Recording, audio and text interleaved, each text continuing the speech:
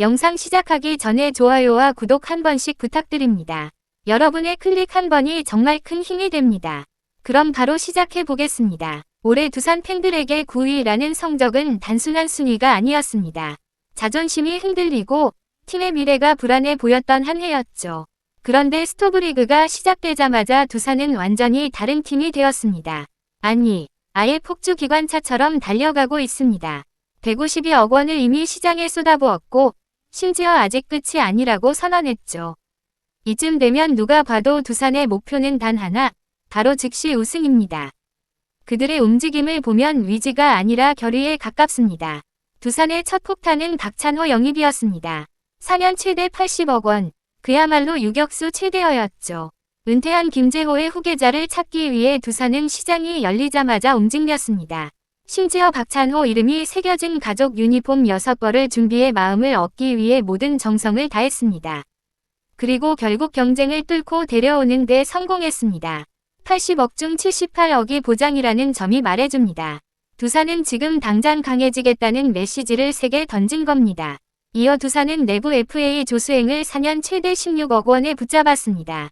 시즌 내내 트레이드 문의가 들어올 정도로 가치가 높은 선수였죠. 경기 후반 상대를 흔드는 그의 존재감은 두산이 놓칠 수 없는 카드였습니다. 그래서 시장이 열리자마자 바로 협상 테이블을 만들었고 두산은 단 하루도 고민하지 않고 잔류에 올인했습니다. 조수행의 계약은 미래와 현재를 모두 잡기 위한 필수 퍼즐이었습니다. 2차 드래프트에서도 두산의 행보는 일관됐습니다.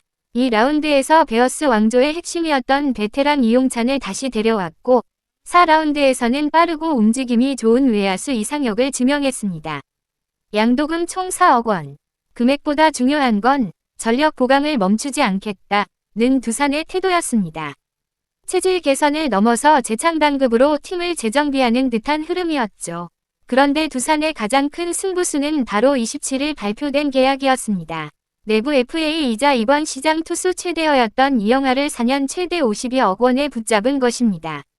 계약금 23억, 연봉 23억, 인센티브 6억.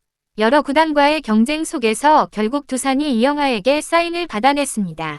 선발도, 불펜도 가능한 투수. 김원영 감독이 직접 잔류를 요청했던 선수.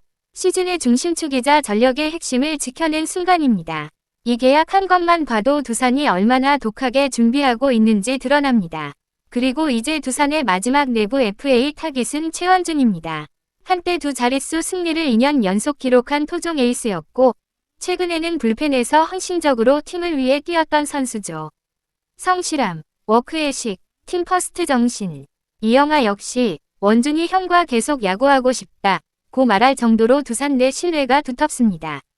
두산은 이제 최원준과의 협상에 속도를 내겠다고 밝혔습니다. 그의 잔류가 사실상 퍼즐의 마지막 조각입니다. 그리고 중요한 대목, 두산은 외부 FA 시장도 아직 철수한 것이 아닙니다. 준척급 선수들이 여전히 시장에 남아있기 때문이죠. 즉, 최원준을 붙잡은 이후에도 상황에 따라 추가 영입이 이뤄질 수 있다는 겁니다.